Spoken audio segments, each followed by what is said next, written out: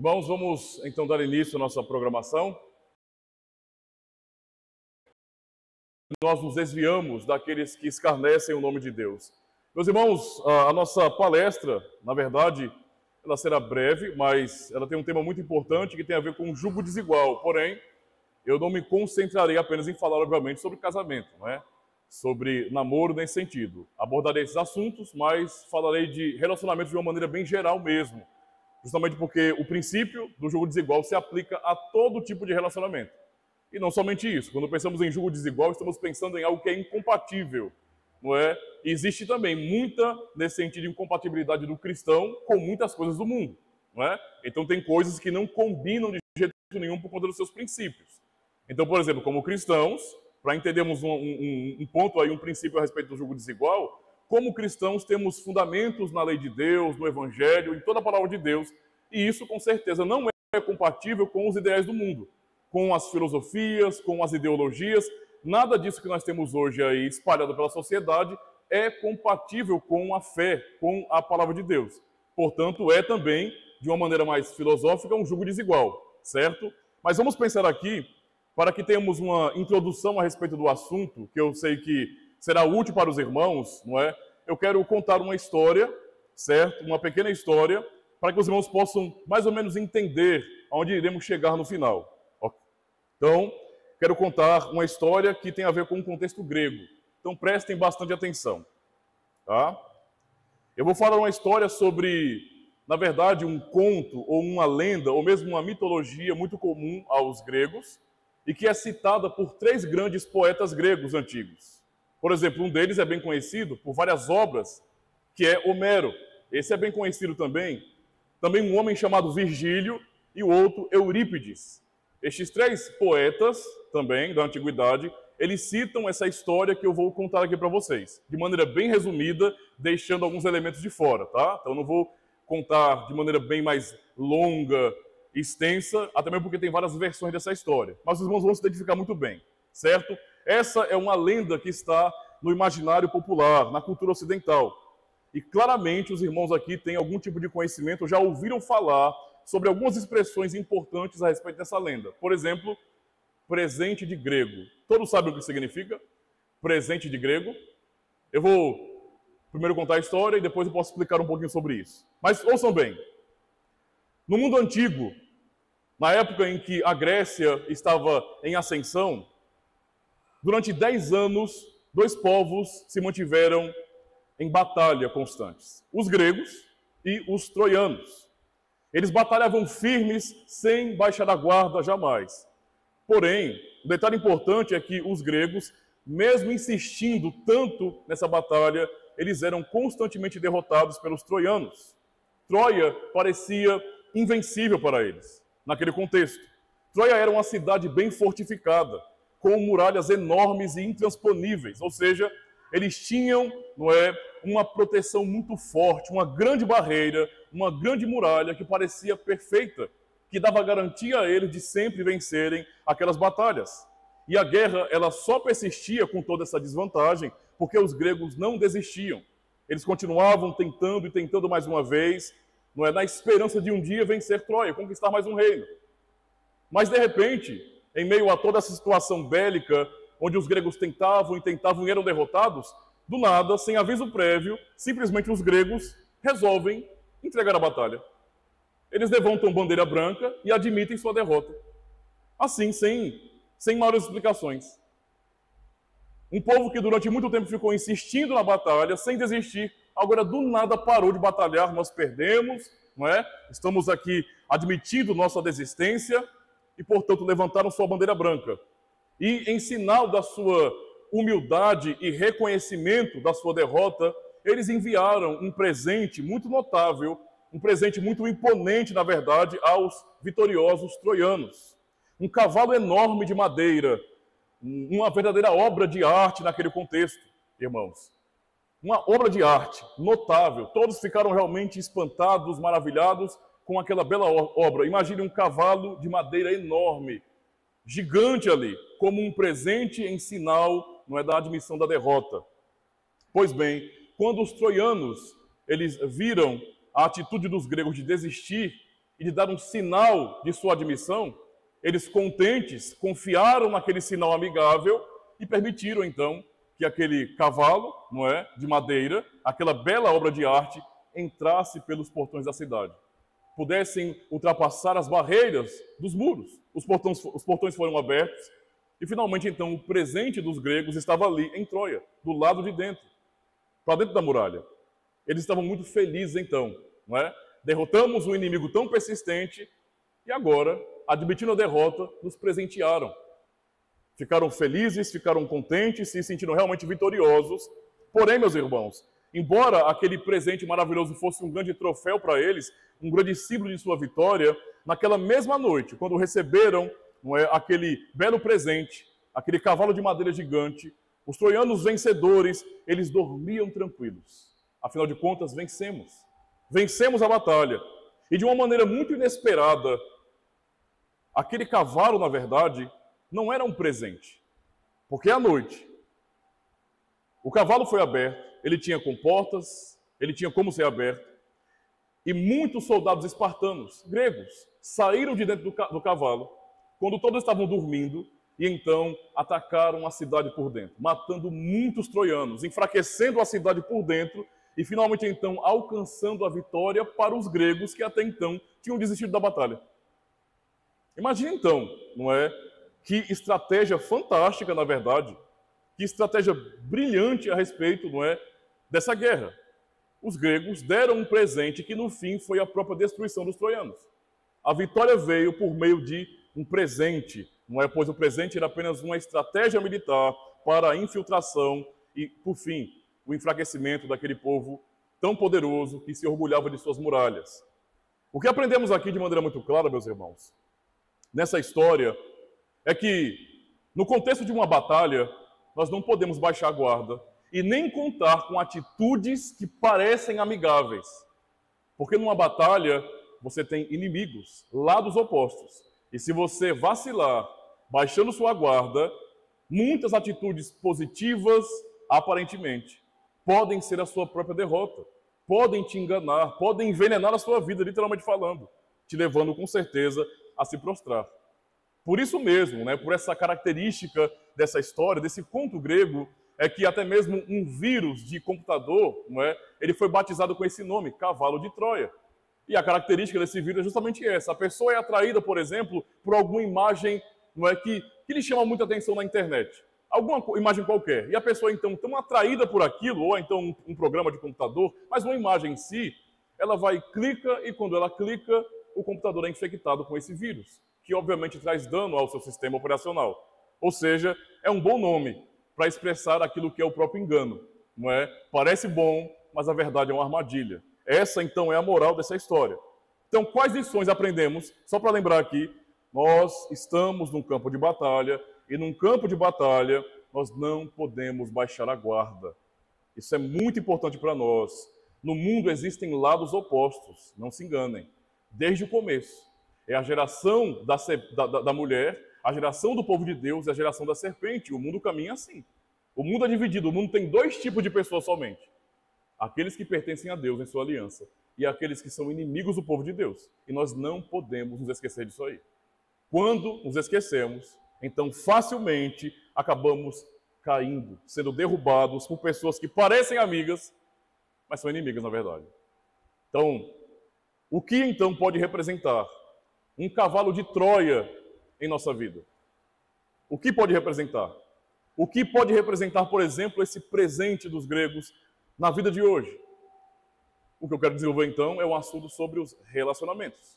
Os relacionamentos podem ser sim um cavalo de Troia. Eu quero ler alguns textos da palavra de Deus aqui, para termos princípios importantes sobre esse assunto. O primeiro texto é o texto de Deuteronômio, capítulo 7. Deuteronômio, capítulo 7. Vamos ler do versículo 1 até o versículo 11.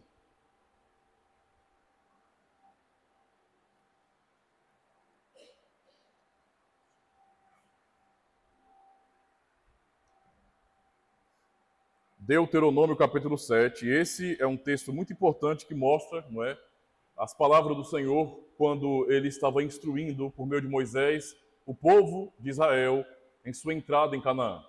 Então, notem bem. Quando o Senhor teu Deus te houver introduzido na terra, a qual vais para possuir, e tiver lançado fora muitas nações de diante de ti, os heteus, e os girgazeus, e os amorreus, e os cananeus, e os perezeus, e os heveus, e os jebuseus, 7 nações mais poderosas e mais numerosas e mais poderosas do que tu. E o Senhor teu Deus as tiver dado diante de ti, para as ferir, totalmente as destruirás. Não farás com elas aliança, nem terás piedade delas, nem te aparentarás com elas. Não darás tuas filhas a seus filhos, e não tomarás suas filhas para teus filhos, pois fariam desviar os teus filhos de mim, para que servissem a outros deuses. E a ira do Senhor se acenderia contra vós, e depressa vos consumiria. Porém, assim lhes fareis: derrubareis os seus altares, quebrareis as suas estátuas, e cortareis os seus bosques, e queimareis a fogo as suas imagens de escultura. Porque povo santo és ao Senhor teu Deus. O Senhor teu Deus te escolheu para que lhes fosse seu povo especial, de todos os povos que há sobre a terra. O Senhor não tomou prazer em vós, nem vos escolheu, porque a vossa multidão era mais do que a de todos os outros povos, pois vós éreis menos em número do que todos os povos. Mas porque o Senhor vos amava, e para guardar o juramento que fizera a vossos pais, o Senhor vos tirou com mão forte e vos resgatou da casa da servidão, da mão de Faraó, rei do Egito. Saberás, pois, que o Senhor teu Deus, Ele é Deus, o Deus fiel, que guarda a aliança e a misericórdia 1000 gerações aos que o amam e guardam os seus mandamentos. E retribui no rosto qualquer dos que o odeiam, fazendo-o perecer. Não será tardio ao que o odeia, em seu rosto lhe o pagará. Guarda, pois, os mandamentos e os estatutos e os juízos que hoje te mando cumprir. O segundo texto, meus irmãos, é justamente o texto de 2 aos Coríntios, um texto mais curto. 2 aos Coríntios, capítulo 6.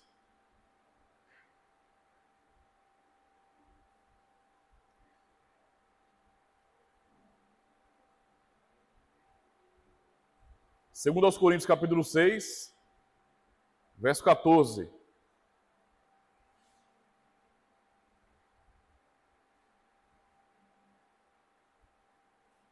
Só o finalzinho mesmo. Verso 14 até o 18.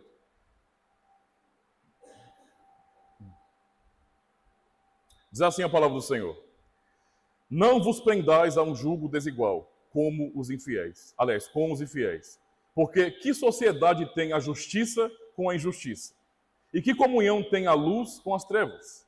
E que concórdia há entre Cristo e Belial? Ou que parte tem o fiel com o infiel? E que consenso tem o templo de Deus com os ídolos?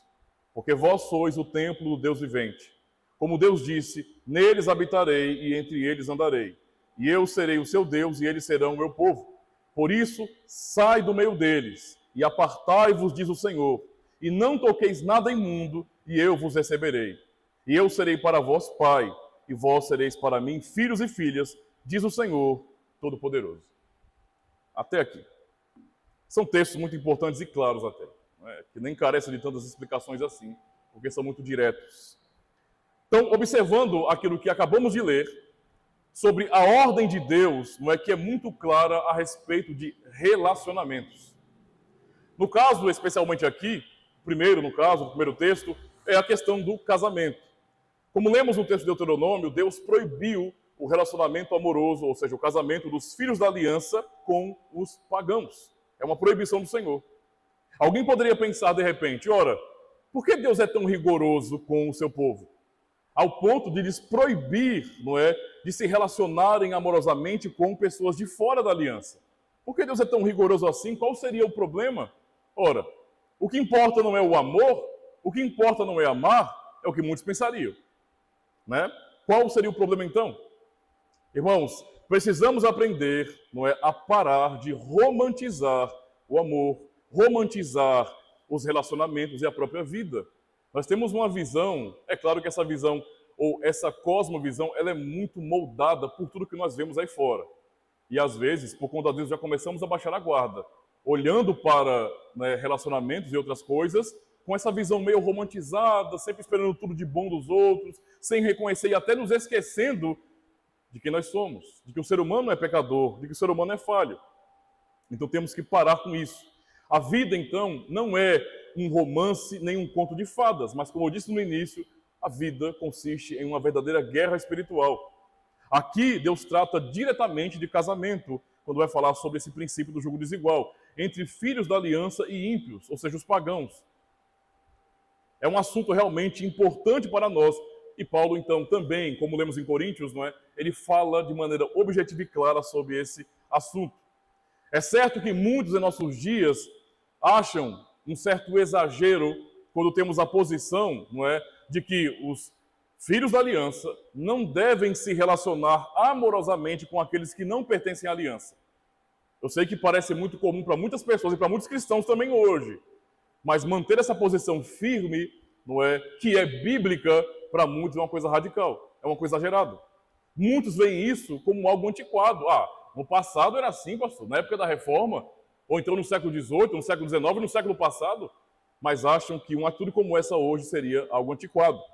Parece que em nossos dias a aceitação da mistura das sementes é algo normal. Lembra do que eu disse no começo? O mundo é dividido assim. Você tem os filhos de Deus, não é?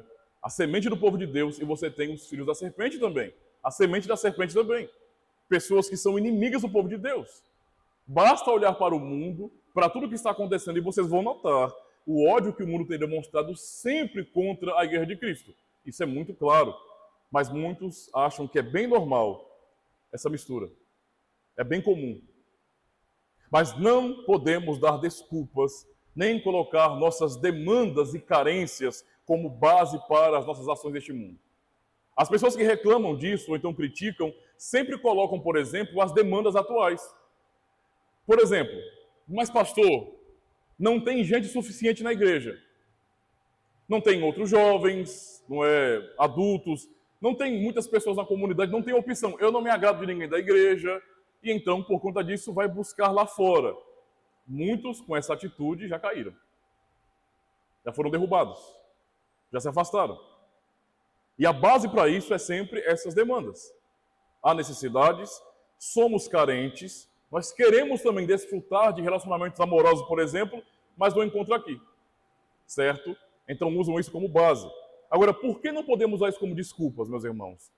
Porque Deus deu uma ordem ao seu povo. Se tem uma coisa que tem que ficar claro para nós cristãos, é que quando Deus ordena algo em sua palavra, isso não deveria ser motivo de discussão para nós. Por que eu vou discutir o que Deus disse que eu não posso fazer? Isso não faz sentido. Se Deus tivesse chamado a sua igreja, por exemplo, e falado bem assim, olha, eu quero reunir vocês e eu vou dar sugestões para a vida de vocês. Mas não foi isso que o Senhor fez. Ele deu ordens. E desobedecer às ordens sempre tem consequências ruins. Não são sugestões. São ordens do Senhor, né, para preservar o seu povo. Tá? O apóstolo Paulo ele confirma isso quando ele vai dizer: que comunhão pode ter a luz com as trevas? Que comunhão? Ora, Deus nos conhece e nós não devemos querer ser mais sábios do que Deus. Isso é até uma frase do nosso catecismo, quando trata do segundo mandamento. Nós não devemos querer ser mais sábios do que Deus. Há pessoas que querem que Deus diz algo e a pessoa vai criar toda uma linha filosófica, ela vai costurar, até conseguir justificar de alguma maneira o porquê fazer aquilo. Mas o ponto central é Deus disse não. Tá? Não deveria haver discussões. Lemos no verso 3 e 4, observe bem a palavra do Senhor para o povo que ia para Canaã, e que ia ter contato, obviamente, com os povos cananeus. Nem te aparentarás com elas, com as nações lá. Não darás tuas filhas a seus filhos, e não tomarás suas filhas para teus filhos, pois fariam desviar os teus filhos de mim, para que servissem a outros deuses, e a ira do Senhor se acenderia contra vós, e depressa vos consumiria. O que é que o jugo desigual, o namoro entre cristãos, não é? Ou o casamento mesmo entre cristãos e pessoas não crentes, não é? No Senhor, teriam como consequências. O que isso poderia ter como consequência, por exemplo? O Senhor diz, o desvio dos filhos de Deus da aliança. É a consequência que o Senhor diz ao povo. Se vocês entregarem seus filhos, não é, suas filhas aos filhos deles, se vocês insistirem nisso, não é, os seus filhos desviarão de mim. Os seus filhos se prostrarão a outros deuses. O Senhor diz isso de maneira muito aberta. Eu preciso explicar que Israel, como nós vemos na palavra de Deus, né, a história do povo de Deus aqui, de quantas vezes Israel caiu por causa disso? Irmãos, foram muitas vezes. Os israelitas, naquele contexto, eles não mantiveram essa palavra durante muito tempo. Pouco tempo depois, eles estavam rejeitando o que Deus ordenou e então confiando em si mesmos. Não há problema de mantermos o jugo desigual. E o resultado? O povo foi prostrado em idolatria muitas vezes e foi muitas vezes punido pelo Senhor. Ou seja, nós temos a ordem do Senhor e temos, não é, o relato, a história das consequências pelo desvio da palavra de Deus, por conta do jugo desigual. Não é? Eles não obedeceram ao mandamento. O mesmo povo que fora liberto do Egito, liberto da escravidão de Faraó, da escravidão da idolatria, o povo que viu o poder de Deus manifestado ali, humilhando a falsa religião egípcia, aquele mesmo povo que aprendeu também dos pais, que ouviu a respeito do poder de Deus, também, lá para frente, começaram a se prostrar diante de ídolos. Porque não se importaram com a palavra de Deus. E a porta de entrada para a idolatria também foi por meio do jugo desigual. Por meio da mistura dos filhos da aliança com aqueles que não creem em Deus. Ou seja, pelos relacionamentos. Podemos ver isso, meus irmãos, em boa medida no livro dos Juízes, especialmente nos profetas, denúncias sobre esse assunto. Quando os jovens cristãos, não é, por impaciência, por carência, desobedecem a Deus, ao princípio da palavra de Deus, porque lembrem, não é a ordem, a regrinha de um pastor, não é a regrinha de uma igreja, não é como se fala no interior, é a lei dos crentes. Não é a lei dos crentes, irmãos, é a palavra de Deus, não é? Quando então muitos jovens acabam desobedecendo isso e procuram relacionamentos românticos lá fora com jovens não cristãos, e digo mais, até mesmo com pessoas não reformadas, porque eu sei, vamos levar em consideração que a pessoa é cristã, nós entendemos isso. Mas olha bem para o mundo, né? Ser cristão hoje é qualquer coisa. É qualquer coisa. Tá? Esse nome perdeu valor na nossa geração. Perdeu valor mesmo. Então, qualquer um diz que é cristão. Tá? Então, quando essas pessoas elas acabam assumindo tais relacionamentos, o que acontece? Elas acabam caindo muitas vezes em uma armadilha mortal, que os afasta do povo de Deus. Quando homens e mulheres em igrejas que casam com pessoas não cristãs, ou membros de seitas, por exemplo, acabam caindo em desgraça, se afastando. E hoje vivem a lamentar, olhando a igreja de longe, desviando-se do povo de Deus, não é? Ou seja, caíram na armadilha.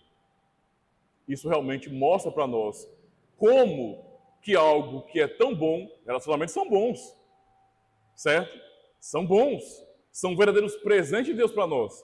Mas muitas vezes nós podemos nos enganar com a aparência. Muitas vezes os relacionamentos podem nos fazer baixar a guarda, porque não queremos ofender, magoar, não é, a pessoa que nós amamos, por exemplo. Quem nós queremos bem. Então notem como isso é perigoso. Tá? Muito perigoso. Mas o assunto a respeito do jugo desigual não tem a ver somente com casamento. Nós podemos citar aqui, eu não vou me prolongar nesse assunto, é claro, porque há sim, com certeza, muito testemunho ruim de pessoas que foram por este caminho e hoje se afastaram da igreja. Isso infelizmente, acontece muito. Mas esse assunto tem a ver também com a amizade, os relacionamentos no sentido geral. Até mesmo com, veja, amizade de cristãos com não cristãos. Preste atenção nisso, tá? Do mesmo jeito, então, que namoros ou casamentos podem ser uma armadilha, uma simples amizade com pessoas não cristãs pode representar também um tipo de cavalo de Troia, de alguma forma. Alguém poderia perguntar de repente, ora pastor, e como é que fica o evangelismo? Né? Como é que fica o evangelismo se o Senhor está nos alertando sobre a amizade nossa como cristãos com pessoas de fora, que não são cristãs? Como é que fica o evangelismo? O Senhor mesmo já disse que devemos ser amigáveis e procurar sim as pessoas lá fora, não é? Nos aproximar delas, para anunciarmos a verdade, o testemunho de Cristo. E é verdade, eu disse isso e vou continuar dizendo. Isso é necessário, nós precisamos sim sermos mais amigáveis, nos aproximar e ali testemunhar do amor de Cristo. Essa é a verdade, mas prestem atenção. Nós cantamos no Salmo 1, não é? E só citando o verso 1 mais uma vez, bem-aventurado o homem que não anda segundo o conselho dos ímpios, não se detém no caminho dos pecadores, nem se assenta na roda dos escarnecedores. Procurar amizade com os de fora da igreja não pode ser uma forma de apenas suprir nossas carências.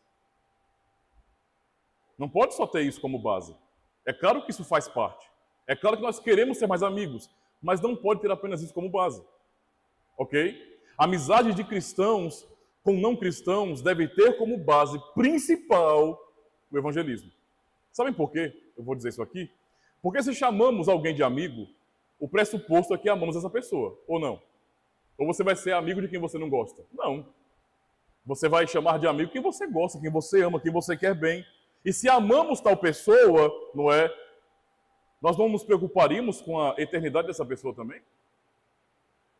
Eu considero muito meus amigos, mas eu tenho medo de falar de Jesus para eles, ou então de realmente mostrar testemunho na minha própria vida como cristão, porque se eu for cristão demais, sabe, isso pode incomodar e a pessoa se afastar de mim. Ora, esse tipo de pensamento ele é egoísta, né? Isso é bem óbvio, né? Isso é muito egoísmo de nossa parte. É quase que uma idolatria pelo amigo, porque é uma vida que precisa de Cristo também, que precisa de salvação também, que precisa de esperança também. E estamos aqui, os cristãos, o meu amigo do lado que não é um cristão, por que não testemunhar de Cristo para ele? Por que não falar de Jesus Cristo em ocasiões oportunas? Por que não viver de uma maneira em que isso seja visto, honrado em nossa vida, para que ele veja realmente? Às vezes, algumas pessoas realmente ficam com certo receio. Então, se queremos ter muitos amigos lá fora, ao mesmo tempo que não queremos testemunhar de Cristo para eles, tem alguma coisa errada no nosso coração. Porque são vidas perecendo que precisam de Cristo. Pensa nisso aí. Você ama seu amigo de fora da igreja, então saiba que seu amigo, que você tanto considera, se ele não tiver Cristo, ele vai ser separado de você eternamente. Pense nisso. Se você ama de verdade, fala de Cristo. Fala de Cristo. Testemunhe de Cristo. Ou seja, se nós procurarmos amizade sem ter isso como objetivo, estaremos buscando armadilhas para nós. Armadilhas. Lembra do que Paulo diz em 2 Coríntios, capítulo 6, verso 14. Não vos prendais a um jugo desigual com os infiéis. Não se prendam a isso. E as perguntas de Paulo, que são tão claras, né? Porque que sociedade tem a justiça com a injustiça? Eu sei que nós estamos no Brasil, né? E parece que isso é muito comum aqui, mas não, está errado. O princípio é muito claro aqui. E que comunhão tem a luz com as trevas? Irmãos, se somos de Cristo, nós estamos na luz, nós pertencemos à luz. E aqueles que não têm a Cristo, pode ter uma carinha bonita, pode ser muito legal, muito bonitinho, muito fofinho, mas faz parte das trevas. Não tem Cristo. E a pergunta de Paulo é muito clara. Que comunhão há entre a luz e as trevas? E que concórdia há entre Cristo e Belial? Ou que parte tem o fiel com o infiel? E que consenso tem o templo de Deus com os ídolos? São perguntas realmente muito importantes, com o mesmo princípio, para mostrar a falta de compatibilidade daquele que pertence, do tipo de relacionamento, onde você tem um filho da aliança, um filho de Deus, pela obra de Cristo, e pessoas que não são cristãs, tendo um tipo de relacionamento que seja mais profundo. Pode dizer bem assim, é o meu melhor amigo, é a pessoa com quem eu mais converso, com quem eu mais passo o meu tempo. E essa pessoa não é de Cristo. Você está literalmente vivendo com um defunto do seu lado. É um morto espiritualmente falando. Você se conforma com isso? Então são princípios muito claros que Paulo ensina aqui. Muito claros. Relacionamentos, meus irmãos, nos fazem baixar a guarda. Se mantivermos nesse sentido amizades verdadeiras com pessoas não cristãs, precisamos saber que estamos nos relacionando no fim com pessoas que são inimigas do Evangelho. Nós não podemos nos confundir e pensar bem assim, mas meu vizinho, ou então o meu amigo da escola, ou então o meu amigo da faculdade, o meu colega de trabalho, Veja, ele não é cristão, ele não quer saber de Bíblia. Já conversamos sobre isso, ele falou, olha, fique no seu lugar, tua religião você guarda no teu bolso quando você entrar aqui. Certo? Ele não quer saber de nada, mas é uma pessoa tão boa, pastor. Veja, ele não quer ouvir o evangelho, ele não quer saber de nada da minha vida com relação à minha fé. Certo? Nós só gostamos de coisas comuns, por exemplo, eu gosto de anime, ele também. Eu gosto da Marvel, ele também. Eu gosto da DC Comics, ele também. Nós somos fãs de cultura pop, maravilha. É tudo que nós temos em comum. É a coisa mais importante de todas. O problema é que isso vai se acabar um dia. E esse seu amigo tão maravilhoso vai se separar de você. Para sempre. Porque não é um filho de Deus. É um inimigo do povo de Deus. Então acorde. Não olhe apenas pela aparência. Pela aparência, as pessoas realmente, elas trazem às vezes essa aparência de bondade, mas é um erro. Se você não é de Cristo, você é oposto a Ele. Não existe meio termo. Não existe pessoas que estão em cima do muro. Ah, tem os amigos de Jesus, tem os inimigos de Jesus e tem aqueles que não se posicionam. São os neutrões. Isso não existe, irmãos. Ou nós fazemos parte do povo da aliança, do reino de Deus, ou somos opostos a Ele. Ou nós somos filhos, não é, ou sementes da mulher, do povo de Deus, ou nós somos também, nesse sentido, filhos ou sementes da serpente. Temos que pensar nisso aí. Tá? Pensar em muito. Agora, observem bem. Vamos tirar esses filtros romantizados que muitas vezes nos iludem, nos enganam. Você já se perguntou o porquê seus amigos não querem a Cristo? Não querem ser cristãos? Porque eles rejeitam, porque incomoda o seu cristianismo para eles? Não queremos às vezes pensar sobre isso, mas Jesus nos ensina a pensar sobre isso, não é? Talvez alguém esteja pensando, é porque existe muita corrupção no meio das igrejas. Ora, é um bom argumento, isso é até razoável. Tem muitas comunidades que são infiéis, que dão mau testemunho, que frustram as pessoas, é verdade. Eu sei disso. Mas essa não é a razão última, não, para alguém não querer saber de Cristo, não. A razão última para que alguém não queira saber de Cristo, nós aprendemos a palavra de Deus. João 3, verso 19 a 21, lemos, e esta é a condenação, que a luz veio ao mundo e os homens amaram mais as trevas do que a luz, porque as suas obras eram más. Porque todo aquele que faz o mal odeia a luz, e não vem para a luz para que as suas obras não sejam reprovadas. Mas quem pratica a verdade vem para a luz a fim de que as suas obras sejam manifestas, porque são feitas em Deus.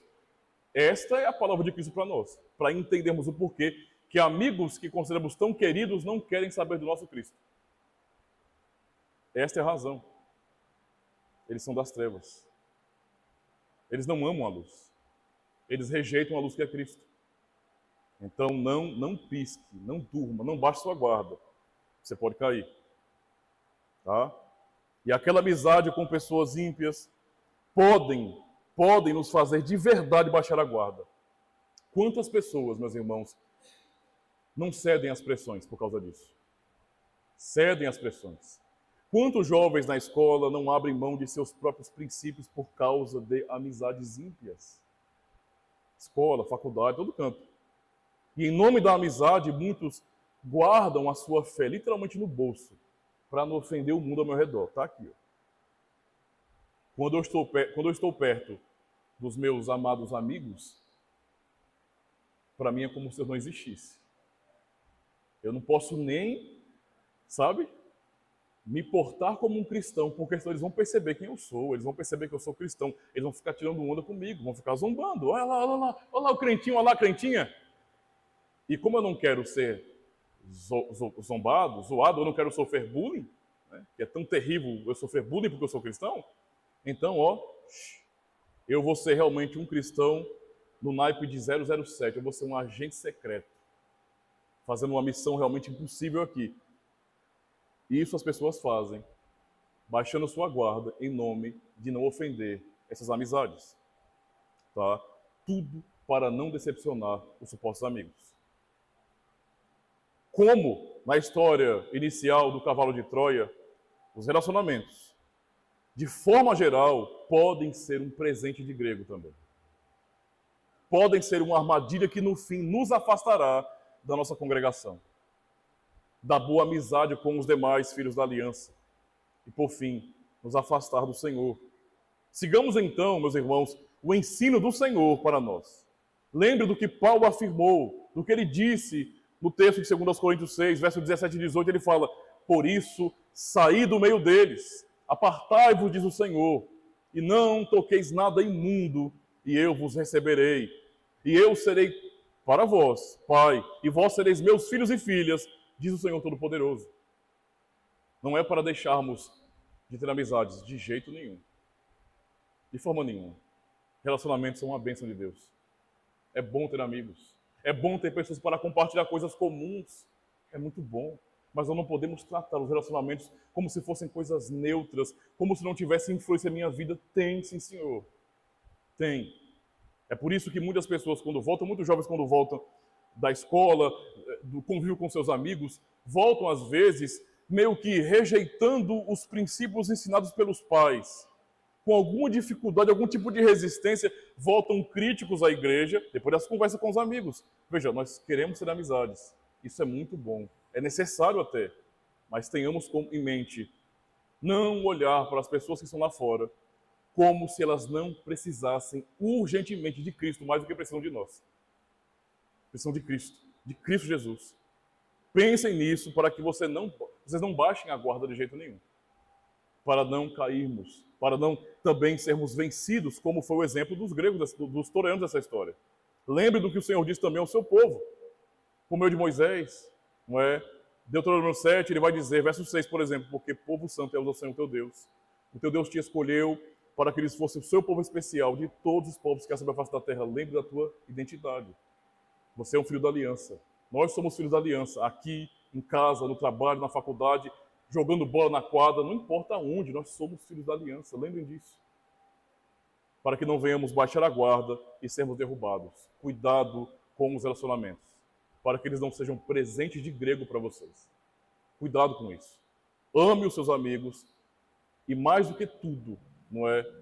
Procurem testemunhar de Cristo. Porque se aprove a Deus, se for a vontade dele, não é? Que haja eleitos entre seus amigos, você verá e terá o prazer de ver essas pessoas se rendendo aos pés de Cristo. E que alegria maior, irmãos. De ver pessoas que nós conhecemos querendo a Cristo como nós. E tendo a esperança de um dia, não é? Essa grande família crescer e crescer e crescer. Estamos todos em novos céus e nova terra. Pensem nisso. Amemos os relacionamentos, mas vigiemos para a glória de Deus. Amém?